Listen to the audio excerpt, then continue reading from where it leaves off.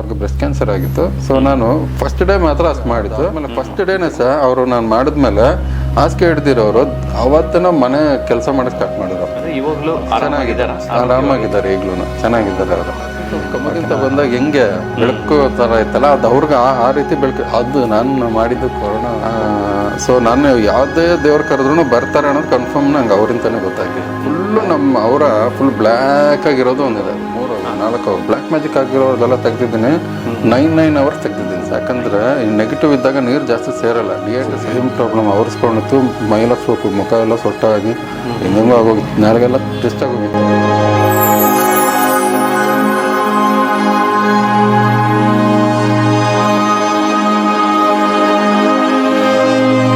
ಇವಾಗ ಅವ್ರಿಗೂ ಗೊತ್ತಾಗುತ್ತೆ ಸರ್, ಅವ್ರ ಮೈಯಲ್ಲಿ ಇರೋದೆಲ್ಲ ಇಳಿದು ಇದು ಪೇನು ಎಷ್ಟೇ ಹಳೇದಿರಲಿ ಹೋಗುತ್ತೆ. ಹೋಗೋವರೆಗೂ ನಾನು ಬಿಡಲ್ಲ. ಕೆಲವ್ರಿಗೆ 15 ನಿಮಿಷದಲ್ಲಿ ಕ್ಲಿಯರ್ ಆಗುತ್ತೆ, ಇನ್ನು ಕೆಲವ್ರಿಗೆ 1 ಅವರು. ಡಿಪೆಂಡ್ ಅಪಾನ್ ಅವ್ರ ಬಾಡಿಲಿ ಅವರ ಎಷ್ಟು ಶುದ್ಧವಾಗಿರುತ್ತೋ ಅನ್ನೋದ್ರ ಮೇಲೆ, ಅವ್ರು ಎಷ್ಟು ಮಲಿನವಾಗಿರುತ್ತೆ. ನಾನು ನಿಮ್ಗೊಂದು ಫೋಟೋ ತೋರಿಸ್ತೀನಿ. ಫುಲ್ಲು ಅವರ ಫುಲ್ ಬ್ಲ್ಯಾಕ್ ಆಗಿರೋದು ಒಂದಿದೆ. ಅದು ಹೇಗೆ ತಿಳಿಯುತ್ತೆ ಸರ್? ಅದು ನಾನು ಹೇಳ್ತೀನಿ, ಯಾಕಂದ್ರೆ ಪ್ರಾಕ್ಟಿಕಲ್ ತೋರಿಸ್ಬೇಕಂದ್ರೆ ಇದು ಆಗಲ್ಲ ಇದು. ಸೊ ಓಕೆನಾ, ಫುಲ್ಲು ಅವರ ಬ್ಲ್ಯಾಕ್ ಆಗಿರುತ್ತೆ. ಇನ್ನೊಂದು ಅವರ ಬೆಳಕಿರೋ ಥರ ಇದೆ. ನಾನು ನಿಮ್ಗೊಂದು ಫೋಟೋ ಕೊಡ್ತೀನಿ, ಓಕೆನಾ? ಅದನ್ನ ತೋರಿಸಿ ಅವ್ರಿಗೆ ಅರ್ಥ ಆಗುತ್ತೆ. ಸೊ ಈಚ್ ಆ್ಯಂಡ್ ಎವ್ರಿ ಸೆಲ್ಸಲ್ಲಿ ಕೂಡ ಬ್ಲ್ಯಾಕ್ ಇರೋದು ಅದರಲ್ಲಿದೆ. ಅದು ಸಪ್ರೇಟ್ ಫೋಟೋ. ನಮ್ಮ ಪ್ರತಿಯೊಂದು ಸೆಲ್ಲಲ್ಲೂ ಕೂಡ ಇರೋವಂಥದ್ದು ರಕ್ತದಲ್ಲೂ ಬೆರೆಸ್ಕೊಂಡಿರತ್ತೆ ಅದು ನೆಗೆಟಿವ್. ಅದ್ರದ್ದು ಕಪ್ಪಾಗಿ ಅದು ತೋರಿಸಿದ್ರೆ ಚೆನ್ನಾಗಿದೆ ಅದು ಫೋಟೋ. ಅದೇನಂದ್ರೆ ಆಮೇಲೆ ಇವಾಗ ಅದೊಂದು ಪಾಟ್ ತೆಗಿಬೇಕಾದ್ರೆ ಅದೆಲ್ಲ ಕ್ಲೆನ್ಸ್ ಆಗ್ಬೇಕಂತ ಟೈಮ್ ತೊಗೊಳುತ್ತೆ. ಸೊ ಕೆಲವು 1 hour, 2 hour, 3 hour, 4 hour black magic ಆಗಿರೋದೆಲ್ಲ ತೆಗ್ದಿದ್ದೀನಿ. 9 ಅವರ್ಸ್ ತೆಗ್ದಿದ್ದೀನಿ ಸರ್. 9 ಅವರ್ಸ್ ಮಾಡಿದ್ದೀನಿ. ಅಷ್ಟು ಸಮಯ ಹಿಡಿಯುತ್ತೆ? ಅದು ಹೆಂಗಂದ್ರೆ, ಯಾಕಂದ್ರೆ ಅಷ್ಟು ಎಫೆಕ್ಟ್ 10 ವರ್ಷ, 12 ವರ್ಷ, 13 ವರ್ಷ ಅಂತ ಇರುತ್ತೆ. ಇವಾಗ ಸಾಮಾನ್ಯವಾಗಿ ನಾವು ಒಂದು ತೆಂಗಿನಕಾಯಿ ಇದು ಮಾಡಿಲ್ಲ ತೆಗಿಬೇಕಂದು ಅಷ್ಟೇ ಮಾಡಿಬಿಟ್ರು ಅವ್ರು ಕ್ಲಿಯರ್ ಆಗ್ಬೇಕಂದ್ರೆ 3-4 ತಿಂಗಳು ಬೇಕು, 1 ವರ್ಷದವರೆಗೂ ಬೇಕು ಅವರ ಕ್ಲಿಯರ್ ಆಗೋಕ್ಕೆ. ಸೊ ನಾನಿಲ್ಲೇ ತೆಗಿಯೋವರೆಗೂ ಬಿಡಲ್ಲ. ಅವ್ರಿಗೂ ಫೀಲ್ ಆಗುತ್ತೆ. ನಾನು ಅವ್ರಿಗೆ ಬೇಕಾದ್ರೆ ನೀರು ಕುಡಿಯೋಕೆ ಅದೆಲ್ಲ ವ್ಯವಸ್ಥೆ ಮಾಡ್ತೀನಿ. ನಾನು 1 ಡ್ರಾಪ್ ನೀರು ಕುಡಿಯಲ್ಲ ನೀವು. ನಾವು ಫುಲ್ ಡೇ ಅವ್ರನ್ನ ಬೇಕಾದ್ರೆ ಕಂಪ್ಲೀಟಾಗಿ ಅವ್ರು ರಿಲ್ಯಾಕ್ಸ್ ಆಗಿ ಅವ್ರು ಹೆಂಗಿರುತ್ತೆ ಅಂದ್ರೆ ಅವ್ರ ಬಾಡಿ ಫುಲ್ಲು ಫ್ರೀ ಆಗಿ ಹೋಗುತ್ತೆ.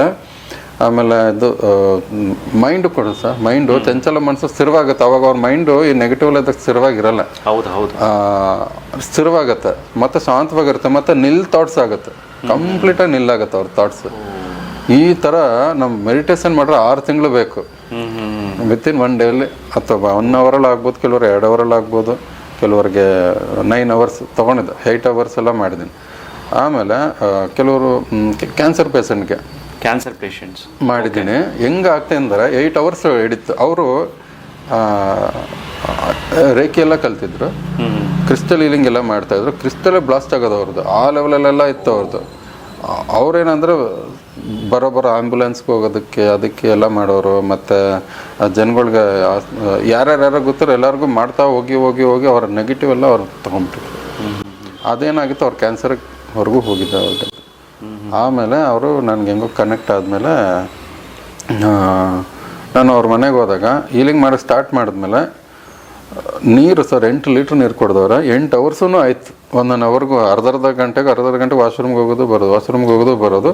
ಸೊ 8 ಲೀಟ್ರ್ ಅವ್ರ ಬಾಡಿ ಒಳಗೆ ಹೋಯ್ತು. ಯಾಕಂದರೆ ಈ ನೆಗೆಟಿವ್ ಇದ್ದಾಗ ನೀರು ಜಾಸ್ತಿ ಸೇರಲ್ಲ, ಡಿಹೈಡ್ರೇಷನ್ ಆಗ್ತಾ ಇರುತ್ತೆ. ನೀರು ಚೆನ್ನಾಗಿ ಕುಡಿಬೇಕು. ಎಷ್ಟೇ ನೀರು ಕುಡಿದ್ರೂ ಅದು ಹೋಗ್ತಾ ಇರುತ್ತೆ, ಅದು ನಿಂತ್ಕೊಳ್ಳಲ್ಲ.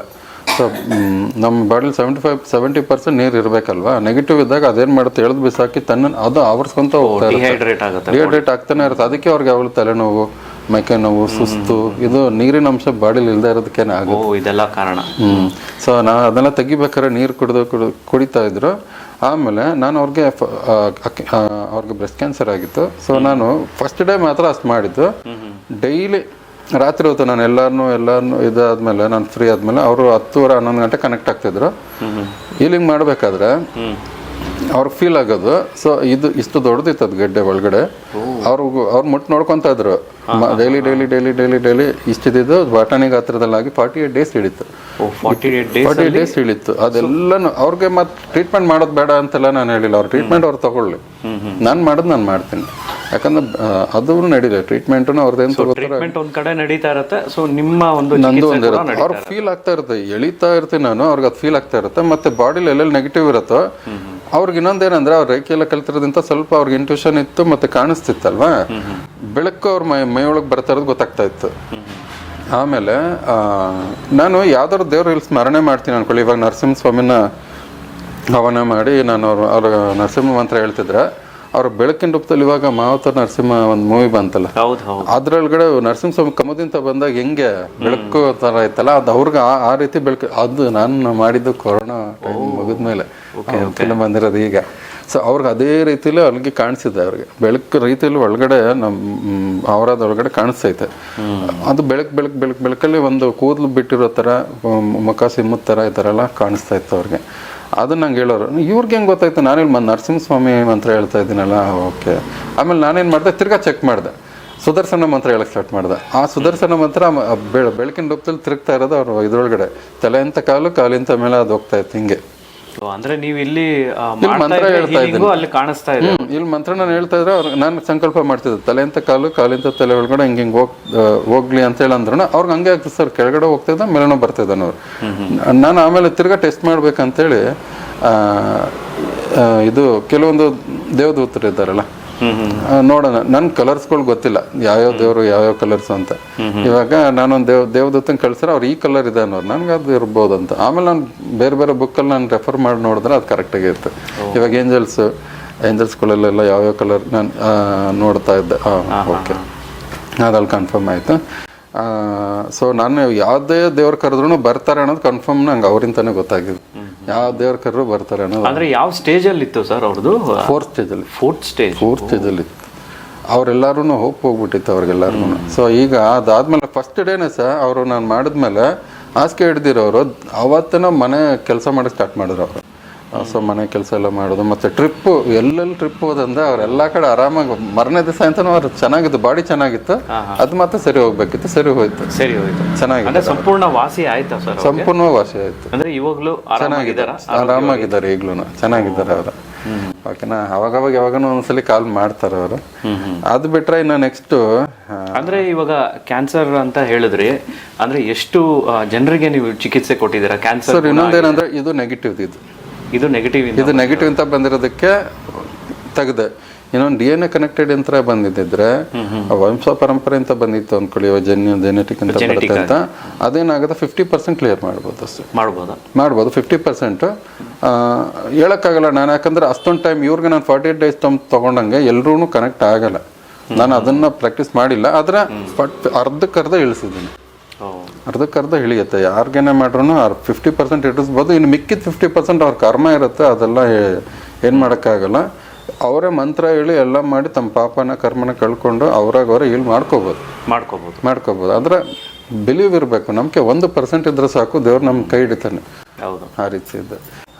ಇದಾಯ್ತು. ನೆಕ್ಸ್ಟು ಸ್ಟ್ರೋಕ್ ಪೇಷಂಟಿಗೆ ಬಂದರೆ ಬೇಕಾದ್ರೆ ಯಾವಾಗ ನಾನು ಮಾತಾಡಿಸ್ತೀನಿ ಫೋನಲ್ಲಿ ಅಥವಾ ಹಿಂಗೋ ನೋಡೋಣ. ಯಾಕಂದ್ರೆ ನಾನು ಯಾರು ಕ್ಯಾಮ್ರಾಕ್ಕೆ ಬರೋಕ್ಕೆ ಮುಂದೆ ಮಾಡ್ಬೋದು, ನಾನು ಮಾತಾಡ್ತೀನಿ. ಏನಾದ್ರು ಬೇಕಂದ್ರೆ ಅವ್ರನ್ನ ನಾನು ಕೇಳ್ತೀನಿ.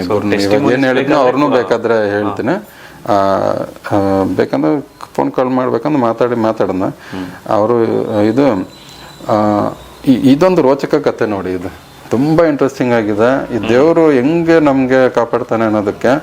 ಆದರೆ ಕಾಪಾಡೋಕ್ಕಾಗಲಿಲ್ಲ ಅಂತಂದ್ರೆ ಅದು ಏನು ಮಾಡೋಕ್ಕೂ ಆಗಲ್ಲ. ಇದೊಂದು ದುಃಖ ಸಂಗತಿನೇ, ಆದರೂ ಹೇಳ್ಕೊಳಕ್ಕೆ ಇಷ್ಟಪಡ್ತೀನಿ ಸರ್. ನಾನು ಈ ಥರ ಹೀಲಿಂಗ್ ಎಲ್ಲ ಒಂದು 10-15 ಜನದ ಜೊತೆ ನಾನು ಮಾತಾಡ್ತಾ ಹೀಲಿಂಗ್ ಮಾಡ್ತಾ ಇದೆಲ್ಲ ಮಾತಾಡ್ತಿರ್ತೀನಲ್ಲ, ಆಗ ಒಂದು ಅರ್ಜೆಂಟಿಗೆ ಒಂದು ಕಾಲ್ ಬಂತು. ಕಾಲ್ ಬಂದಾಗ ಸರ್ ನಮ್ಮ ಕಸಿನು ಈ ಥರ, ಅವ್ರ ವಯಸ್ಸಾಗಿದೆ ಸ್ವಲ್ಪ, ಇವರು ವಯಸ್ಸಾಗಿದೆ, ಹಾಸ್ಪಿಟಲ್ ಅಡ್ಮಿಟ್ ಆಗಿದ್ದಾರೆ, ನೋಡಿ ಅಂತ ಹೇಳಿದ್ರು. ನನಗೆ ಗೊತ್ತಿಲ್ಲ, ಅವರು ಫುಲ್ಲು ಇನ್ನೇನು ಸಾಯೋ ಸ್ಟೇಜಲ್ಲಿ ಇದ್ದಾರೆ ಅವರು. ಇವತ್ತೋ ನಾಳೆನೂ ಹೋಗೋ ಥರನೇ ಇರೋದು. ನೋಡಿ ಅಂತಂದ್ರು. ಆದರೆ ನನಗೇನು ಅಂತ ಅರ್ಥ ಆಗಲಿಲ್ಲ. ನಾನೇನು ಮಾಡಿದೆ, ಕಾಲಭೈರವನ ಮಂತ್ರ ಹೇಳಿ ಮತ್ತೆ ಇನ್ನೂ ಇಬ್ಬರು ದೇವತೆ, ಅದು ಯಾವ ದೇವ್ರ ಮಂತ್ರ ಜಪ ಮಾಡೋಣ ಗೊತ್ತಿಲ್ಲ, ಇನ್ನೊಬ್ಬರು ದೇವತೆನ ಕರೆದ್ಬಿಟ್ಟು ಅವ್ರನ್ನ ರಕ್ಷಣೆ ಮಾಡಿ ಅಂತ ಕಳಿಸ್ದೆ ಅಷ್ಟೇ. ಅಲ್ಲೇನಾಯಿತು, ಆಮೇಲೆ ನನಗೆ ಮರ್ತೋಗ್ಬಿಟ್ಟಿದ್ದೀನಿ ಅದನ್ನ. ಓಕೆನಾ, ಇವರು ನಾನು ಕಾಲ್ ಮಾಡಿಲ್ಲ. ಮರನೇ ದಿನ ಅವ್ರು ಕಾಲ್ ಮಾಡ್ರು. ಸರ್ ಅದೇನು ಮಾಡ್ರೋ ಗೊತ್ತಿಲ್ಲ, ಜೀವನೇ ಹೋಗ್ತಿಲ್ಲ ಸರ್, ಎಲ್ಲ ಆರ್ಗನ್ಸು ಹೊಟ್ಟೋಗ್ಬಿಟ್ಟಿದೆ, ಬ್ರೈನ್ ಡೆಡ್ ಆಗೋಗಿದೆ. ನೀವೇನಾದರೂ ಜೀವ ಹೋಗೋಕ್ಕೆ ಏನಾದರೂ ಮಾಡಿ ದಯವಿಟ್ಟು, ಯಾಕಂದ್ರೆ ಊಟ ನಿಲ್ಲಿಸ್ಬಿಟ್ಟಿದ್ದೀವಿ, ಔಷಧಿ ನಿಲ್ಲಿಸ್ಬಿಟ್ಟಿದ್ದೀವಿ. ಡಾಕ್ಟರ್ಗೆ ಆಶ್ಚರ್ಯ ಆಗ್ತಿದೆ, 3 ದಿವಸ ಆದ್ರೂ ಇನ್ನೂ ಜೀವ ಹೋಗಿಲ್ವಲ್ಲ. ಆಸ್ಪತ್ರೆಯಲ್ಲಿ ಇದ್ದಾರೆ ಪೇಷಂಟ್, ಹಾಸ್ಪಿಟ್ಲಲ್ಲಿ ಇದ್ದಾರೆ. ಓಕೆನಾ, 3 ದಿವಸ ಆದ್ರೂ ಹೋಗ್ತಾ ಇಲ್ಲ ಅಂದ್ರೆ ಡಾಕ್ಟರ್ಗೆ ತಲೆ ಕೆಟ್ಟು ಹೋಗ್ತಾ ಇದೆ. ಏನು ಮಾಡಿದ್ರು ನೀವು ಅಂತ ಕೇಳಿದ್ರು. ನಾನು ಏನು ಈ ಥರ ಎಲ್ಲ ಆಗುತ್ತಲ್ಲ, ನಾನು ಆಮೇಲೆ ನೆನಪು ಬಂತು, ಕಾಲಭೈರವ ಸಾವನ್ನೇ ತಡೆದು ನಿಲ್ಲಿಸ್ತಾನೆ. ಇದನ್ನ ಎಲ್ಲರೂ ಅರ್ಥ ಮಾಡ್ಕೊಳ್ಳಿ. ಕಾಲಭೈರವನ್ನ ನೆನೆಸ್ಕೊಂಡ್ರೆ ನಮ್ಮ ಆಯುಸ್ಸು ಜಾಸ್ತಿನೂ ಆಗುತ್ತೆ, ಆರೋಗ್ಯನೂ ಸುಧಾರಿಸುತ್ತೆ, ಮತ್ತೆ ದುಡ್ಡು ಸಿಗುತ್ತೆ. ಐಶ್ವರ್ಯನೂ ಕೊಡ್ತಾನೆ, ಆಯುಸ್ಸು ಕೊಡ್ತಾನೆ, ಆರೋಗ್ಯನೂ ಕೊಡ್ತಾನೆ. ಸೊ ಅವಾಗೇನು ಮಾಡಿದೆ, ಆ ಕಾಲಭೈರವಂಗೆ ಅಲ್ಲಿ ಅವರು ಹೆಂಗಿದೆ ಅಂತಂದ್ರೆ ಅಲ್ಲೊಂದು ನಾಯಿನೂ ಇದೆ ಸರ್. ಹಾಸ್ಪಿಟ್ಲಿಗೆ ನಾಯಿ ಬರೋಕ್ಕೆ ಚಾನ್ಸ್ ಇಲ್ಲ. ಕರಿ ಕಲರ್ ನಾಯಿ. ನಾನು ಏನಾರು ಅಲ್ಲಿ ನಾಯಿ ಇದೆ ನೋಡಿ ಅಂತಂದ್ರೆ, ನಾಯಿನ ಇಲ್ಲೆಲ್ಲಿದೆ ಅಂತ ನೋಡ್ರೆ ಅಲ್ಲಿದೆ, ದೊಡ್ಡ ನಾಯಿ ಅಂತ ಸರ್. ಅವ್ರು ಹೋದ್ರು, ಅದು ಯಾವುದೋ ಆಯುರ್ವೇದಿಕ್ ಹಾಸ್ಪಿಟ್ಲಲ್ಲಿ ಇದ್ರ ಅನ್ಸುತ್ತೆ ಅವ್ರು ಮೋಸ್ಟ್ಲಿ. ಅದು ಯಾವುದು ಕೇಳ್ಕೊಂಡು ನಾನು ಆ ಲೇಡಿ ಮುಖಾಂತರ ಮಾತಾಡ್ತೀನಿ, ಇದನ್ನೆಲ್ಲ ಅವ್ರು ಹೇಳ್ತಾರೆ. ನನ್ಗೆ ಅದು ಅಲ್ಲಿರೋದೇನೋ ನಂಗೆ ಗೊತ್ತಿಲ್ಲ, ಅವ್ರ ಮಗಳು ಮಾತಾಡ್ತಾರೆ ಯಾವಾಗ ನಾನು ಹೇಳಿಸ್ತೀನಿ. ಅವಾಗ ನಾಯಿ ಅಲ್ಲಿ ಇದ್ದಿದ್ದು ಏನಂದ್ರೆ, ಇಲ್ಲಿ ಮೃತ್ಯುದೇವತೆನ ತಡೆದು ನಿಲ್ಸಿದ್ದಾರೆ. ಅದನ್ನ ಹತ್ರ ತೊಗೊಂಡೋಗಕ್ಕೆ ಬಿಟ್ಟಿಲ್ಲ. ಮೃತದೇವತೆ ಕಾಯ್ಕೊಂಡು ನಿಂತಿದ್ದೆ, ಕಾಲಗೋರ ತಡೆದು ನಿಲ್ಸಿದ್ದಾರೆ. ಆಮೇಲೆ ನಾನು ಅವ್ರಿಗೆ ಫೋನ್ ಮಾಡಿದ್ರಲ್ಲ, ಹೆಂಗಿದ್ರು ಇನ್ನೇನು ಇವ್ರು ಉಳಿಯಲ್ಲ, ಇನ್ನು ಯಾಕಂದ್ರೆ ದೇಹ ಸಪೋರ್ಟ್ ಮಾಡ್ಬೇಕಲ್ಲ. ಆಯಸ್ಸು ಇದ್ರು ಅಷ್ಟೇ, ದೇಹ ಸಪೋರ್ಟಿವ್ ಆಗಿಲ್ವಾಗ ಒಬ್ಬ ಕುಂಬಾರ ಮಡಿಕೆ ಇಷ್ಟು ವರ್ಷ ಬರುತ್ತೆ ಅಂತ ಮಾಡ್ತಾನೆ ಅನ್ಕೊಳ್ಳಿ. ಆದರೆ ಅದನ್ನ ಹೆಂಗೆ ಉಪಯೋಗಿಸ್ಕೊಂತೀವಿ ಅನ್ನೋದ್ರ ಮೇಲೆ ಡಿಪೆಂಡ್. ಹಂಗೆ ನಮ್ಮ ದೇಹನ ನಾವು ಆರೋಗ್ಯವಾಗಿ ಇಟ್ಕೋಬೇಕು, ಅಭ್ಯಾಸಗಳು ಬಿಡಬೇಕು. ನಾನೆಲ್ಲ ಹೇಳ್ತೀನಿ ಮುಂದೆ, ಹೆಂಗೆ ನಮ್ಮ ದೇಹನ ಸಾತ್ವಿಕವಾಗಿ ಇಟ್ಕೊಂಡ್ರೆ ಸಾತ್ವಿಕಾಗಿರುತ್ತೆ, ದೀರ್ಘ ಆಯುಸ್ಸು ಇರುತ್ತೆ. ಅದು ಬಿಟ್ಟರೆ ನಾವು ನಮ್ಮ ದೇಹನ ಹಾಳು ಮಾಡ್ಕೊಂಡ್ರೆ ಈ ಯಾವುದೇ ದೇವರು ಬದುಕ್ಸೋಕ್ಕಾಗಲ್ಲ, ಯಾವ ದೇವರು ಉಳ್ಸೋಕ್ಕಾಗಲ್ಲ. ನಮ್ಮ ದೇಹನ ಆರೋಗ್ಯವಾಗಿ ಇಟ್ಕೊಳ್ಳೋದಕ್ಕೆ ನಾವೆಲ್ಲರೂ ಪ್ರಯತ್ನ ಪಡಬೇಕಾಗುತ್ತೆ. ಇಲ್ಲಿ ದೇಹ ಸಪೋರ್ಟ್ ಇಲ್ಲ. ನಾನು ಕಾಲ ಬರೋಂಗೆ ಪ್ರಾರ್ಥನೆ ಮಾಡ್ಕೊಂಡು, ಅಪ್ಪ ನಾನು ದಯವಿಟ್ಟು ಕ್ಷಮಿಸ್ಬಿಡು, ನನಗೆ ಗೊತ್ತಾಗ್ದಿರ ನಾನು ಕರೆದ್ಬಿಟ್ಟೆ, ಅವ್ರ ಪ್ರಾಣ ಅವ್ರಿಗೆ ಸುಖವಾಗಿ ಅವರು ದೇಹ ತ್ಯಾಗ ಮಾಡಲಿ ಅಂತ ಹೇಳಿ ಅವ್ರು ವಿಡಿಯೋ ಎಲ್ಲ ಕಳಿಸಿದ್ರು ಸರ್. ಪ್ರಜ್ಞೆನೇ ಇರಲಿಲ್ಲ, ಕೈ ಮಾತ್ರ ಮೂಮೆಂಟ್ ಇರ್ತಾಯಿತ್ತು, ಹಿಂಗೆಲ್ಲ ಆಗ್ತಾಯಿತ್ತು. ಅದೆಲ್ಲ ವಿಡಿಯೋ ಕಳಿಸಿದ್ದಾರೆ. ಅದು ಇವಾಗ ಇದೆಯಲ್ವ, ಹಳೆ ಫೋನಲ್ಲಿತ್ತು. ಮೈಯೆಲ್ಲ ಕಪ್ಪಾಗೋಗ್ಬಿಟ್ಟಿತ್ತು, ಅವ್ರು ಫುಲ್ ಕಪ್ಪಗೆ ಹೋಗಿತ್ತು. ಸೊ ನಾನೇನು ಮಾಡಿದೆ, ಪ್ರಾರ್ಥನೆ ಹಿಂಗೆ ಹೋಗ್ತಿದ್ದಂಗೆ ಸರ್ 2-5 ನಿಮಿಷದಲ್ಲೇ ನಾನು ಮತ್ತೆ ಕಾಲ್ ಬಂತು. ಏನಾಯ್ತಮ್ಮ ಅಂತ ಕೇಳಿದೆ. ಸರ್ ದಯವಿಟ್ಟು ಕೈ ಮುಗ್ದಿದ್ದು ಒಳ್ಳೇದಾಯಿತು, ನೀವು ಆ ಪ್ರಾಣ ಹೋಯ್ತು ಸರ್. ಇವಾಗ ಪ್ರಾಣ ಹೋಯ್ತು. ಅದು ಅವ್ರ ಮಗಳು ಫೋನ್ ಮಾಡಿ ತಿರ್ಗಾ. ನಮಸ್ತೆ, ನನ್ನ ಹೆಸರು ಮಂಜುರೇಖಾ. ನನಗೆ ಸುಧೀರ್ ಗುರೂಜಿಯವರು ಸುಮಾರು 4 ವರ್ಷಗಳಿಂದ ಪರಿಚಯ. ಅವ್ರ ಪರಿಚಯ ಆದದ್ದು ನಮ್ಮ ಆಂಟಿ ಮುಖಾಂತರ. ಅದು ನಮ್ಮ ತಾಯಿ ವಿಷಯವಾಗಿ ಅವ್ರನ್ನ ಕಾಂಟ್ಯಾಕ್ಟ್ ಮಾಡಿದ್ವಿ. ಲೈಕ್ ನಮ್ಮ ತಾಯಿಗೆ ಬ್ರೈನ್ ಟ್ಯೂಮರ್ ಆಗಿತ್ತು, ಅದು ಲಾಸ್ಟ್ ಸ್ಟೇಜಲ್ಲಿತ್ತು, ಅದು ಸರ್ಜರಿ ಕೂಡ ಆಗಿತ್ತು. ಸರ್ಜರಿ ಆದಮೇಲೆ ಅಮ್ಮ ಕಂಪ್ಲೀಟ್ ಪ್ಯಾರಲೈಸ್ಡ್ ಆಗೋಗಿದ್ರು. ಫುಲ್ಲು ರೇಡಿಯೇಷನ್ ಎಲ್ಲ ಮಾಡಿ ತುಂಬ ವೀಕ್ ಆಗೋಗಿದ್ರು. ಅವ್ರು ಲಾಸ್ಟ್ ಸ್ಟೇಜಲ್ಲಿದ್ದರು. ಡಾಕ್ಟರ್ ನಮಗೆ 6 ಮಂತ್ಸ್ ಅಷ್ಟೇ ಅಂತ ಟೈಮ್ ಕೊಟ್ಟಿದ್ರು, ಬಟ್ 4 ಮಂತ್ಸ್ ಇದ್ದರು. ಲಾಸ್ಟಲ್ಲಿ 1 ಮಂತ್ ಕಂಪ್ಲೀಟ್ ಬೆಡ್ ರಿಟರ್ನ್ ಆಗಿಬಿಟ್ಟಿದ್ರು. ಹೇಗೆ ಅಂದರೆ ನಮ್ಮನ್ನು ಗುರುತಿಡಿತಿರಲಿಲ್ಲ, ಏನೇನೋ ಮಾತಾಡ್ತಿದ್ರು. ನಮಗೆ ಆಗಲೂ ಕೂಡ ಸುಧೀರ್ ಗುರೂಜಿ ಅಷ್ಟು ಪರಿಚಯ ಇರಲಿಲ್ಲ. ಆಮೇಲೆ ಲಾಸ್ಟ್ ಅವ್ರನ್ನೇನು ಮಾಡೋಕ್ಕಾಗಲ್ಲ ಅಂತ ಹೇಳಿ ಒಂದು ಹಾಸ್ಪಿಟಲ್, ಕರುಣಾಶ್ರಯ ಅಂತ, ಅಲ್ಲಿ ಅಡ್ಮಿಟ್ ಮಾಡಿದ್ವಿ. ಆಗ ಕಂಪ್ಲೀಟ್ ಲಾಸ್ಟ್ ಸ್ಟೇಜಲ್ಲಿದ್ದರು. ಅಲ್ಲಿ ಹೇಳಿದ್ದು ಇನ್ನೊಂದು 2-3 ಡೇಸ್ ಅಷ್ಟೇ ಇರ್ತಾರೆ ಇವರು, ಜಾಸ್ತಿ ದಿನ ಇರಲ್ಲ ಅಂತ ಹಾಸ್ಪಿಟಲಲ್ಲಿ ಹೇಳಿದರು. ಬಟ್ ಅಲ್ಲಿ ಹಾಸ್ಪಿಟಲ್ ಕೂಡ ಅಮ್ಮ 10 ಡೇಸ್ ಇದ್ದರು. ಆಗ ನಮಗೆ ಸುಧೀರ್ ಗುರೂಜಿಯವರು ಪರಿಚಯ ಆಗಿದ್ದು, ಅದು ನಮ್ಮ ಆಂಟಿಯವರು ಹೇಳಿದ್ದು. ಬಟ್ ಅದು ರಿಗ್ರೆಟ್ಸ್ ಇದೆ. ಮೊದಲೇ ನಮಗೆ ಗೊತ್ತಾಗಿದ್ದರೆ ನಮ್ಮ ತಾಯಿನ ಉಳಿಸ್ಕೊಳ್ಬಹುದಿತ್ತೇನೋ ಅಂತ. ಆ ಟೈಮಲ್ಲಿ ಗುರೂಜಿ ನಮಗೆ ತುಂಬ ಹೆಲ್ಪ್ ಮಾಡಿದ್ರು.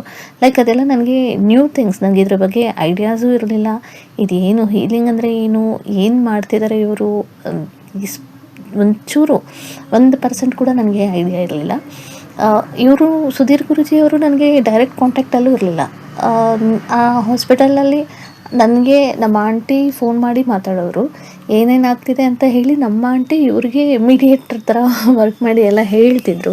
ಆಗ ಸುಧೀರ್ ಗುರೂಜಿ ಅವರು ನಮ್ಮಮ್ಮನ ಹೀಲಿಂಗ್ ಮಾಡೋಕ್ಕೆ ಟ್ರೈ ಮಾಡಿದ್ರು, ಲೈಕ್ ಸೇವ್ ಮಾಡೋದಕ್ಕೆ. But it was two difficult. Last ತುಂಬ ನೆಗೆಟಿವ್ ಇತ್ತು ಅವ್ರಿಗೆ. ಹೇಗೆ ಅಂದರೆ ಇವರು ಹೀಲಿಂಗ್ ಮಾಡ್ತಿದ್ದಾರೆ, ನನಗೆ ಇವರು ಡೈರೆಕ್ಟ್ ಕಾಂಟ್ಯಾಕ್ಟ್ ಇಲ್ಲ. ನಮ್ಮ ಆಂಟಿ ಅವರು ಒಂದು ಫೋನಲ್ಲಿ ನನ್ನ ಹತ್ರ ಮಾತಾಡ್ತಿದ್ದಾರೆ, ಇನ್ನೊಂದು ಕಡೆ ಸುಧೀರ್ ಅವ್ರ ಹತ್ರ ಮಾತಾಡ್ತಾ ಇದ್ದಾರೆ. ಆಗ ಅವ್ರು ಹೇಳೋರು ಏನೇನು ಆಗ್ತಿದೆ ನೋಡಿ, ಇದೆಲ್ಲ ಈ ಥರ ಆಗ್ತಾಯಿದೆಯಾ, ಈ ಥರ ಎಲ್ಲ ಫೀಲ್ ಆಗ್ತಿದೆಯಾ ಅಂತ. ಅವ್ರು ಏನೇನು ಹೇಳ್ತಿದ್ರು ಆ ಥರ ಎಲ್ಲ ಆಗ್ತಾಯಿತ್ತು. ಅಮ್ಮ ಅಂದರೆ ಲೈಕ್ ಅಮ್ಮ ಫುಲ್ಲು ವೈಬ್ರೇಟ್ ಆಗೋರು. ಬೆಡ್ಡಿಂದ ಸ್ವಲ್ಪ ಮೇಲೆ ಅವರು ಕಂಪ್ಲೀಟು ತುಂಬ ಓವರ್ ವೆಯ್ಟ್ ಆಗೋಗ್ಬಿಟ್ಟಿದ್ರು. ಮೇಲೆ ಎಗ್ರೋ ಅಂದರೆ ಸ್ವಲ್ಪ ಮೂವ್ ಆಗೋರು, ಮೇಲ್ಗಡೆ ಜಂಪ್ ಆಗೋ ಥರ ಆಗ್ತಿತ್ತು. ಕೈಯೆಲ್ಲ ಬೀಸೋರು. ಅವ್ರು ಹೇಳ್ತಿದ್ರು ಈ ಥರ ಎಲ್ಲ ಆಗ್ತಿದೆ, ಈ ಥರ ಎಲ್ಲ ಆಗ್ತಿದೆ ನಿಜನಾ ಅಂತ. ಹೌದು, ಇದೆಲ್ಲ ಆಗ್ತಿದೆ ಅಂದರೆ ನಮಗೆ ಆಶ್ಚರ್ಯ ಒಂದು ಕಡೆ, ಆದರೆ ಭಯ ಕೂಡ ಆಗ್ತಿತ್ತು. ಬಟ್ ಅಮ್ಮ ತುಂಬ ವೀಕ್ ಆಗೋಗಿದ್ರು. ವೀಕ್ ಅಂದರೆ ಕಂಪ್ಲೀಟ್ ಅವ್ರಿಗೆ ಬೆಡ್ ಸೋರೆಲ್ಲ ಬೆನ್ನೂರ್ಗೂ ಬಂದುಬಿಟ್ಟಿತ್ತು. ಅವ್ರ ಫುಲ್ ಬಾಡಿ ಎಡಿಮ ಆಗೋಗಿತ್ತು. ಏನು ಒಂಚೂರು ಹಿಂಗೆ ಮುಟ್ಟಿದ್ರೂ ಸ್ಕಿನ್ ಔಟ್ ಆಗ್ತಾಯಿದ್ರು. ಬಟ್ ಅದು ನಾವೇ ಕೇಳ್ಕೊಂಡ್ವಿ, ಅವ್ರಿಗೆ ಬೇಡ, ಇಷ್ಟು ಹಿಂಸೆ ಪಟ್ಕೊಂಡು ಅವರು ಇರೋದು ಬೇಡ, ಅವ್ರಿಗೆ ಮುಕ್ತಿ ಸಿಕ್ಬಿಡಲಿ ಅಂತ ನಾವೇ ಕೇಳ್ಕೊಂಡ್ವಿ. ಆಗ ನಮಗೆ ಸುಧೀರ್ ಅವರು 3 days ಟೈಮ್ ಕೊಟ್ಟರು. 3 days ಟೈಮ್ ಕೊಟ್ಟು ಆ ಒಂದು ದಿನ ಅವರು ಹೇಳಿದರು ನಮಗೆ, ಪರ್ಟಿಕ್ಯುಲರ್ ಒಂದು ದಿನ. ಆ ಪರ್ಟಿಕ್ಯುಲರ್ ದಿನದಲ್ಲೂ ನಮಗೆ ಟೈಮಿಂಗ್ಸ್ ಕೊಟ್ಟಿದ್ದರು. ಅದೇ ಟೈಮಿಂಗಲ್ಲೇ ಅಮ್ಮ ತೀರ್ಕೊಂಡ್ರು. ಆ ಟೈಮ್ನಲ್ಲೇ ಅದೂ ಹೇಗಾಯಿತು ಅಂತಂದರೆ ಅದು ನಂಬೋದೇ ಅಸಾಧ್ಯ ಆಗೋಗಿತ್ತು ನನಗೆ. ಹಾಸ್ಪಿಟಲ್ ಪ್ರೆಮಿಸಸಲ್ಲಿ ಯಾವುದೇ ನಾಯಿಗಳು ಬರಲ್ಲ. ಅವರು ತೀರ್ಕೊಳ್ಳೋಕೆ ಮುಂಚೆ ಅದು ನಾಯಿ ನಾನು ಅಲ್ಲೇ ಹೊರಗಡೆ ಕೂತಿದ್ದೀನಿ, ನಾಯಿ ಎಲ್ಲಿಂದ ಬಂತು ಅಂತ ಗೊತ್ತೇ ಆಗಿಲ್ಲ. ಅದು ಹೀಗೆ ನಾಯಿ ಹೀಗೆ ಹೋಯಿತು. ಅಷ್ಟರಲ್ಲಿ ನನಗೆ ನಮ್ಮ ಆಂಟಿ ಕಾಲ್ ಮಾಡಿದ್ರು. ನಮ್ಮ ಆಂಟಿನೂ ಕಾಲ್ ಮಾಡಿದ್ರು, ಮತ್ತು ಒಳಗಡೆಯಿಂದ ನರ್ಸ್ ಕೂಡ ಬಂದು ಡಾಕ್ಟ್ರ್ ಕರಿತಿದ್ದಾರೆ ಬನ್ನಿ ಅಂತ ಕರೆದ್ರು. ಸರಿ ಅಂತ ಹೇಳಿ ಕರಿತಿದ್ದಾರೆ ಆಂಟಿ ಅಂತ ಹೇಳಿ ಹೋದೆ. ಅವಾಗ ನಮ್ಮ ಆಂಟಿ ಹೇಳ್ತಿದ್ದಾರೆ, ಇಲ್ಲಮ್ಮ, ಅಮ್ಮ ಉಸಿರು ನಿಂತಿದೆಯಂತೆ, ಚೆಕ್ ಮಾಡು. ಆವಾಗ ಅಲ್ಲಿ ನರ್ಸ್ ಎಲ್ಲ, ನಾನು ಫುಲ್ ಗಾಬರಿ ಆಗಿಬಿಟ್ಟೆ. ಏನು ಹೇಳ್ತಿದ್ರೆ ಆಂಟಿ ಅದಾಗ ಅವ್ರು ಕೇಳಿದ್ರು ಏನಾಯಿತು ಅಂತ. ಇಲ್ಲ, ನಮ್ಮ ಆಂಟಿ ಹೇಳ್ತಿದ್ದಾರೆ ನಮ್ಮ ತಾಯಿ ಇಲ್ಲ, ಇನ್ನು ಉಸಿರು ನಿಂತೋಗಿದೆ ಅಂತಿದ್ದಾರೆ ಅಂತ ಹೇಳಿದೆ. ಹೌದು ಅಂದ್ಬಿಟ್ಟು ಡಾಕ್ಟ್ರು ಆಶ್ಚರ್ಯ, ನಿಮ್ಗೆ ಹೆಂಗೆ ಗೊತ್ತಾಯಿತು ಅಂತ ಡಾಕ್ಟರು ಕೇಳ್ತಾ ಇದ್ದಾರೆ. ಅಷ್ಟು ಆಶ್ಚರ್ಯ ಆಗೋಯಿತು. ಅಂದರೆ ನನಗೆ ಡಾಕ್ಟರ್ ಕನ್ಫರ್ಮ್ ಮಾಡೋದಕ್ಕೆ ಮುಂಚೆನೇ ನಮ್ಮ ಸುಧೀರ್ ಗುರೂಜಿ ಅವರು ನಮ್ಮ ಆಂಟಿಗೆ ಹೇಳಿ ಅವರು ನಮಗೆ ಕನ್ಫರ್ಮ್ ಮಾಡಿಬಿಟ್ಟಿದ್ರು ನಮ್ಮ ತಾಯಿ ಇನ್ನಿಲ್ಲ ಅಂತ ಹೇಳಿ.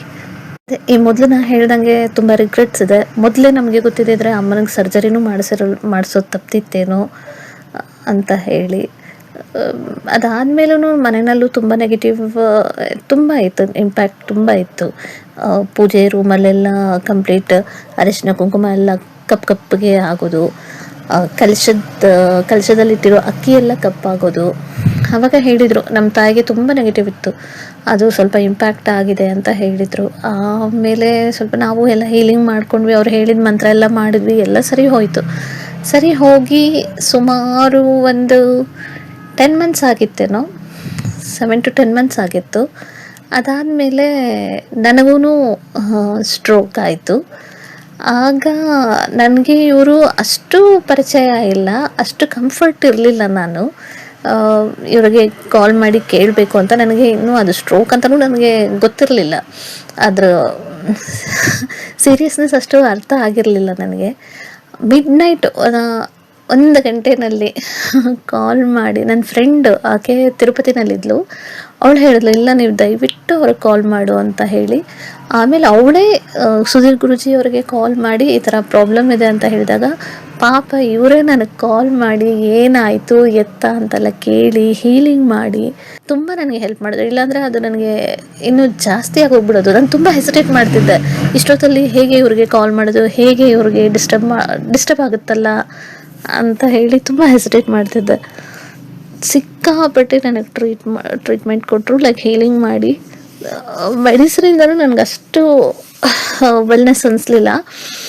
ಬಟ್ ಇವರು ಹೀಲಿಂಗ್ ಮಾಡಿ ತುಂಬ ನನಗೆ ರಿಕವರ್ ಆಗೋದಕ್ಕೆ ಹೆಲ್ಪ್ ಮಾಡಿದ್ರು. ಕಂಪ್ಲೀಟ್ ಮೆಡಿಸಿನ್ ಸ್ಟಾಪ್ ಮಾಡಿಸ್ಬಿಟ್ರು. ಹೇಗಾಗಿದ್ದೆ ನಾನು ಅಂದರೆ, ಒಂದು ಕಣ್ಣು ಕ್ಲೋಸ್ ಆಗ್ತಿರ್ಲಿಲ್ಲ, ಇನ್ನೊಂದು ಕಣ್ಣು ಓಪನ್ ಮಾಡೋಕ್ಕಾಗ್ತಿರ್ಲಿಲ್ಲ. ಹಾಸ್ಪಿಟಲ್ ಡಾಕ್ಟರ್ ಏನು ಹೇಳಿದರು ಅಂತ ಹೇಳಿದ್ರೆ, ಟೇಪ್ ಅಂಟಿಸ್ಕೊಂಬಿಡಿ ಮತ್ತು ನಿದ್ದೆ ಮಾಡುವಾಗ ಅಂತ. But Guruji by god grace ನನ್ನ ಅದೇನೋ ನಮ್ಮ ತಂದೆ ತಾಯಿ ಪುಣ್ಯ ಅನಿಸುತ್ತೆ ನನಗೆ. ಇವರು ತಂದೆ ತಾಯಿ ಹೋದ್ಮೇಲೆ ಇವರೇ ನನಗೆ ದಾರಿದೀಪ ಆಗಿ ಸಿಕ್ಬಿಟ್ಟಿದ್ದಾರೆ. ತುಂಬ ಹೆಲ್ಪ್ ಆಯಿತು, ತುಂಬ ಹೀಲಿಂಗ್ ಮಾಡಿ ರಿಕವರ್ ಮಾಡಿದ್ರು ನನ್ನ. ಅಂದರೆ ತುಂಬ ತೊಂದರೆನಲ್ಲಿದ್ದೆ ನಾನು. ಹೇಳಿದಾಗೆ ಕಣ್ಣದೆಲ್ಲ ಪ್ರಾಬ್ಲಮ್ ಆಗಿತ್ತು, ಮೂಗು ಕ್ರಾಸ್ ಆಗಿಬಿಟ್ಟಿತ್ತು, ಬಾಯಿ ಕ್ರಾಸ್ ಆಗಿಬಿಟ್ಟಿತ್ತು. ಎಲ್ಲ ಹೀಲಿಂಗ್ ಮಾಡಿನೇ. ಮತ್ತು ನನಗೆ ಅವರು ಮಂತ್ರ ಹೇಳಿದರು, ಅದು ನನಗೆ ಮಧ್ಯರಾತ್ರಿನಲ್ಲಿ ಹೇಳಬೇಕು ಅಂತ ಹೇಳಿದರು. ಅದನ್ನು 101 ಟೈಮ್ಸ್ ಹೇಳಬೇಕು ಅಂತ ಹೇಳಿದರು. ಎಲ್ಲ ಅವ್ರು ಹೇಳಿದೆಲ್ಲ ಮಾಡಿದೆ. ನಾನ್ ವೆಜ್ ಬಿಡ್ಲಿಕ್ಕೆ ಹೇಳಿದರು, ನಾನ್ ವೆಜ್ ಬಿಟ್ಟಿದ್ದೆ. ಚೆನ್ನಾಗಿ ರಿಕವರ್ ಆದೆ. ಇವಾಗ ನಾನು ವರ್ಕ್ ಕೂಡ ಮಾಡ್ತಾಯಿದ್ದೀನಿ. ಈಗಲೂ ಅಷ್ಟೇ, ನನಗೆ ಒಮ್ಮೊಮ್ಮೆ ಚಳಿಗಾಲದಲ್ಲಿ ಮತ್ತೆ ಅದು ನಮ್ನೆಸ್ ಎಲ್ಲ ಬರುತ್ತೆ. ಬಟ್ ಒನ್ ಥಿಂಗ್ ಏನಂದರೆ, ಇದಾಗಲಿಕ್ಕೆ ರೀಸನ್ನು ಅಮ್ಮನಿಗೆ ಏನು ನೆಗೆಟಿವ್ ಇತ್ತು ಅದು ನನಗೆ ಇಂಪ್ಯಾಕ್ಟ್ ಆಗಿದೆ. ಅದರದ್ದು ನೆಗೆಟಿವಿಟಿ ಸೇಮ್ ಇದೇ ರೀತಿ ನಮ್ಮ ತಾಯಿಗೂ ಫಸ್ಟ್ ಸ್ಟ್ರೋಕ್ ಆಗಿದ್ದಿತ್ತು. ಅದು ಹಾಗೆ 10 ಇಯರ್ಸ್ ಅವ್ರು ಟ್ರೀಟ್ಮೆಂಟ್ ತೊಗೊಂಡ್ರು. ಅಂದರೆ 10 ಇಯರ್ಸ್ ಮೆಡಿಸನಲ್ಲೇ ಇದ್ದರು. ಆಮೇಲೆ ಚೆನ್ನಾಗಿ ರಿಕವರ್ ಆಗಿದ್ದರು. ಬಟ್ ಅದಾದಮೇಲೆ ಅವ್ರಿಗೆ ಬ್ರೈನ್ ಟ್ಯೂಮರ್ ಆಗಿದ್ದಿತ್ತು. ಅದು ನಮ್ಮ ತಂದೆ ತೀರ್ಕೊಂಡ್ಮೇಲೆ ಬ್ರೈನ್ ಟ್ಯೂಮರ್ ಆಗಿತ್ತು. ಸೊ ಆ ನೆಗೆಟಿವ್ ನನಗೆ ಅದು ಇಂಪ್ಯಾಕ್ಟ್ ಆಗಿತ್ತು. ಏನು ಯಾರೋ ಬ್ಲ್ಯಾಕ್ ಮ್ಯಾಜಿಕ್ ಮಾಡಿದರು ನಮ್ಮ ತಾಯಿಗೆ, ಅದು ನನಗೆ ಎಫೆಕ್ಟ್ ಹೊಡಿತು. ಅದರಿಂದ ನನಗೆ ಹಿಂಗಾಗಿತ್ತು ಅಂತ ಹೇಳಿದ್ರು. ಕಂಪ್ಲೀಟ್ ನೆಗೆಟಿವ್ ಎಲ್ಲ ತೆಗೆದ್ರು. ಆಮೇಲೆ ಅದು ಹೇಗೆ ಅಂದರೆ, ನನಗೆ ಪ್ರತಿ ಹುಣ್ಣಿಮೆಗೆ ಈ ಥರ ಪ್ರಾಬ್ಲಮ್ ಆಗೋಕ್ಕೆ ಸ್ಟಾರ್ಟ್ ಆಗ್ತಿತ್ತು. ನನಗೆ ಫಸ್ಟ್ ಟೈಮ್ ಸ್ಟ್ರೋಕ್ ಆಗಿದ್ದು ಹುಣ್ಣಿಮೆ ದಿನಾನೇ. ಇದು ಆಮೇಲೆ ಹುಣ್ಣಿಮೆ ಟೈಮಲ್ಲೇ ಆಗ್ಲಿಕ್ಕೆ ಸ್ಟಾರ್ಟ್ ಆಗ್ತಾಯಿತ್ತು. ಪ್ರತಿ ಹುಣ್ಣಿಮೆಗೂ ಅವ್ರು ನನಗೆ ಟ್ರೀಟ್ಮೆಂಟ್ ಹೀಲಿಂಗ್ ಮಾಡಿ ನೆಗೆಟಿವ್ ತೆಗೆಯೋದು, ಹೀಲಿಂಗ್ ಮಾಡೋದು, ಚಕ್ರಾಸ್ ಕ್ಲೆನ್ಸ್ ಮಾಡೋದು, ಎನರ್ಜಿ ಕೊಡೋದು, ತುಂಬ ಹೆಲ್ಪ್ ಮಾಡಿದ್ರು. ಇದೊಂದು ಮಿರಾಕಲ್ ಅಂತಲೇ ಹೇಳಬಹುದು. ಅದು ಬ್ಲ್ಯಾಕ್ ಮ್ಯಾಜಿಕ್ ಆಗಿ ಆಗಿದ್ದಿದ್ದು ಅವ್ರಿಗೆ ಆ ರೀತಿ ಆಗಿದ್ದಿದ್ದು. ಸೇಮ್ ಪ್ರಾಬ್ಲಮ್ ಮಗಳಿಗೆ ಬಂದ್ಬಿಡ್ತು. ಸೇಮ್ ಪ್ರಾಬ್ಲಮ್ ಅವರ್ಸ್ಕೊಂಡಿತ್ತು. ಮೈಯೆಲ್ಲ ಸೋಕು, ಮುಖ ಎಲ್ಲ ಸೊಟ್ಟಾಗಿ ಹೆಂಗಂಗೂ ಆಗೋಗಿತ್ತು. ನಾಳೆಗೆಲ್ಲ ಟೆಸ್ಟ್ ಆಗೋಗಿತ್ತು ಅವ್ರ ತಾಯಿ ಮಗಳದು. ನಾನು ಅವಾಗ ನನ್ನ ಹತ್ರ ಕರೆಸ್ಕೊಂಡು ಹೀಲಿಂಗ್ ಮಾಡ್ತಾ 1 hour 2 hourಗೆ ಮುಗೀತು ನೋಡಿ. ಅದು ಕ್ಲಿಯರ್ ಆಯ್ತು. ಇದು ಜಾಸ್ತಿ ವರ್ಷ ಅಂತ ಇರಲಿಲ್ಲ. ಹೀಲಿಂಗ್ ಮಾಡ್ತಾ ಮುಖನೂ ಸೆಟ್ ಚೆನ್ನಾಗಾಯ್ತು. ಫೋಟೋನು ಕಳ್ಸರ್ ಸರ್ ನೋಡಿ, ಬಿಫೋರ್ ಹೆಂಗಿದ್ದೆ ಈಗ ಹೆಂಗಿದ್ದೆ ನೋಡಿ. ಇಮಿಡಿಯೇಟಾಗಿ ಕ್ಲಿಯರ್ ಆಯ್ತು ಸರ್. ಅದೊಂದು 3-4 ಟೈಮಿಂಗ್ ನೆನಪಿಲ್ಲ, ಒಂದು 4 ವರ್ಷದಿಂದ ಏನೋ ಇದೆಲ್ಲ ಆಗಿದ್ದು. 4-5 ವರ್ಷನೂ ಆಯಿತು. ಆ ಮುಖನೂ ಚೆನ್ನಾಗಾಯ್ತು, ಟಂಗು ಚೆನ್ನಾಗಾಯ್ತು, ಎಲ್ಲ ಆಯಿತು. ಅವ್ರಿಗೆ ಇನ್ನೂ ಅವರು ಯಾಕಂದರೆ ನೋಡಿ, ಅವ್ರ ಆಹಾರ ಪದ್ಧತಿ ಸರಿ ಇಲ್ಲ ಅಂದ್ರೆ ಏನು ಮಾಡೋಕ್ಕಿಲ್ಲ. ಯಾಕಂದ್ರೆ ನಾನ್ ವೆಜ್ ತಿಂತಾರೆ. ಎಲ್ಲೆಲ್ಲಿ ಇದೆಯಾ ಸರ್ ಇದು ಸಾತ್ವಿಕವಾಗಿ ದೇಹ ಇಲ್ಲ ಅಂತಂದರೆ, ಯಾಕಂದರೆ ಇದು ಲೈಕ್ ಮಾಡ್ತಾರೆ ನೆಗೆಟಿವ್ನು ಕೂಡ, ಮಾಂಸ ನಾನ್ ವೆಜ್ ಇದೆಲ್ಲ. ಓಕೆನಾ? ಅದರಿಂದ ಎಲ್ಲರೂ ತಿಂದೇ ಇರೋದೇ ಬೆಸ್ಟು ನನ್ನ ಪ್ರಕಾರ. ಯಾಕಂದ್ರೆ ಆರೋಗ್ಯವಾಗಿರೋದು ಇಂಪಾರ್ಟೆಂಟು. ನಾವು ಎಷ್ಟು ಆರೋಗ್ಯವಾಗಿ ಸಾತ್ವಿಕವಾಗಿರ್ತೇವೆ ನಮ್ಮ ಅವರ ಅಷ್ಟು ಚೆನ್ನಾಗಿರುತ್ತೆ.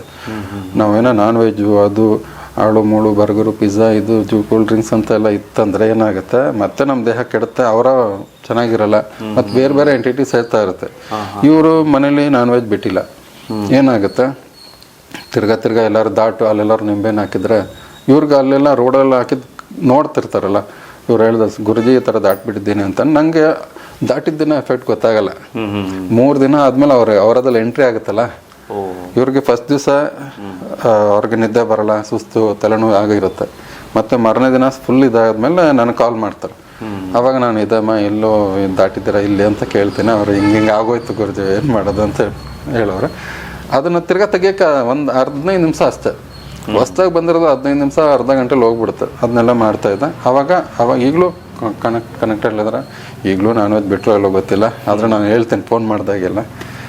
ಸೊ ನಮ್ಮ ಆಹಾರ ಪದ್ಧತಿ ಮೇಲೆ ಕೂಡ ಅದು ಪರಿಣಾಮ ಬೀಳುತ್ತೆ. ಯಾಕಂದರೆ ನಮಗೆ ಜೀವನ ತೆಗಿಯೋ ಹಕ್ಕಿಲ್ಲ. ಅವಾಗ ಇವಾಗಾರ ಒಂದೊಂದ್ಸಲಿ ಫೋನ್ ಮಾಡ್ತಾರೆ, ಚೆನ್ನಾಗಿದ್ದಾರೆ, ವರ್ಕ್ ಮಾಡ್ತವ್ರೆ. ಆಮೇಲೆ ಈ ಥರ ತುಂಬ ಘಟನೆಗಳಿದ್ದಾವೆ. ಇದು ನಾನು 2 ಶೇರ್ ಮಾಡಿದ್ದೀನಿ.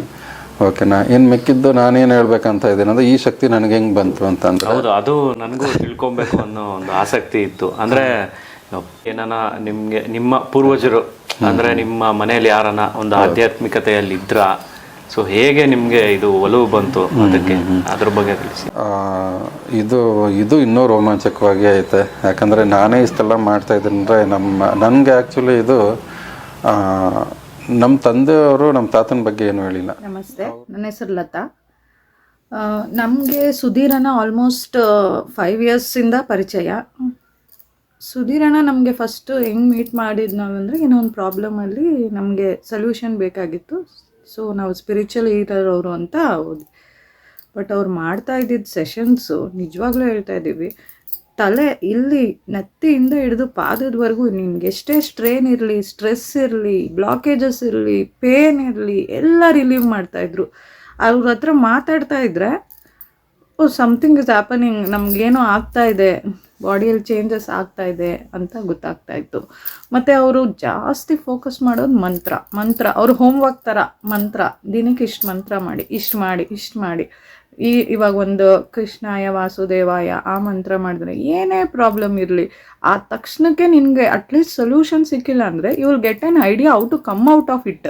ಆ ಥರ ಅವರು ಗೈಡ್ ಮಾಡ್ತಾಯಿದ್ರು.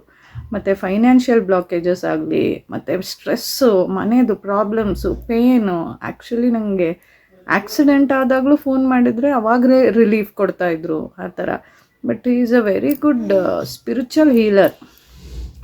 ಇನ್ನೊಂದು ಏನಂದರೆ ಸುಧೀರಣ್ಣ ಬಗ್ಗೆ, ಅವ್ರಿಗೆ ಹಿ ಡಸಂಟ್ ಲೈಕ್ ಪಬ್ಲಿಸಿಟಿ. ಇದೇ ಥರ ಪಬ್ಲಿಸಿಟಿ ಮಾಡಿಬಿಟ್ಟಿದ್ರೆ ಇಷ್ಟೊತ್ತಿಗೆ ಅವ್ರು ಫೇಮಸ್ ಆಗಿಬಿಡ್ತಾಯಿದ್ರು ಇನ್ಸ್ಟಾಗ್ರಾಮ್, ಯೂಟ್ಯೂಬಲ್ಲೆಲ್ಲ. But he doesn't like publicity. ಅವ್ರಿಗೆ ಏನಂದರೆ ಜನ ಎಲ್ಲರೂ ತಿಳ್ಕೊಬೇಕು, ನಿಮ್ಮ ಕೈಯಲ್ಲೇ ನಿಮ್ಮದು ಔಷಧಿ ಇದೆ, ಕುತ್ಕೊಳ್ಳಿ 1 ಅವರ್ ಕುತ್ಕೊಳ್ಳಿ, ಒಂದು ಈ ಮಂತ್ರ ಹೇಳ್ತಾರೆ, ಇದಕ್ಕಿದು ನೀವು ಮಾಡಿ, ನಿಮಗೆ ಸೊಲ್ಯೂಷನ್ ಸಿಕ್ಕತ್ತೆ ಅಂತ. ಮತ್ತು ನನ್ನ ಫ್ರೆಂಡ್ಸು, ನಮ್ಮ ಫ್ಯಾಮಿಲಿ ಎಲ್ಲರೂ, ನನ್ನ ಮಕ್ಕಳು ಎಲ್ಲರೂ ಅವರದು ಉಪಯೋಗ ಪಡೆದಿದ್ದೀವಿ ನಾವು. ಐ ವಿಶ್ ಹಿಮ್, ಅವ್ರು ಈ ಫೀಲ್ಡಲ್ಲಿ ಅವ್ರಿಗೆ ತುಂಬ ಇನ್ನೂ ರಿಸರ್ಚ್ ಮಾಡಬೇಕು, ನಾನು ಇನ್ನೂ ಸಾಧನೆ ಮಾಡಬೇಕು ಹೇಳ್ತಾ ಇರ್ತಾರೆ. ಐ ಪ್ರೇ ಫಾರ್ ಗಾಡ್, ಅವ್ರಿಗೆ ಅಷ್ಟು ಶಕ್ತಿ ಕೊಡಲಿ ದೇವರು. ಅವರು ಈ ಫೀಲ್ಡಲ್ಲಿ ಇನ್ನೂ ಹೆಚ್ಚಿಗೆ ಎಲ್ಲರಿಗೂ ಸಪೋರ್ಟ್ ಮಾಡಿ, ಮತ್ತು ಯಾರಿಗೆ ನೀಡಿದೆ ಅವ್ರಿಗೆ ಗೈಡ್ ಮಾಡಿ ಅಂತ ನಾನು ಅವ್ರಿಗೆ ಪ್ರೇ ಮಾಡ್ತೀನಿ.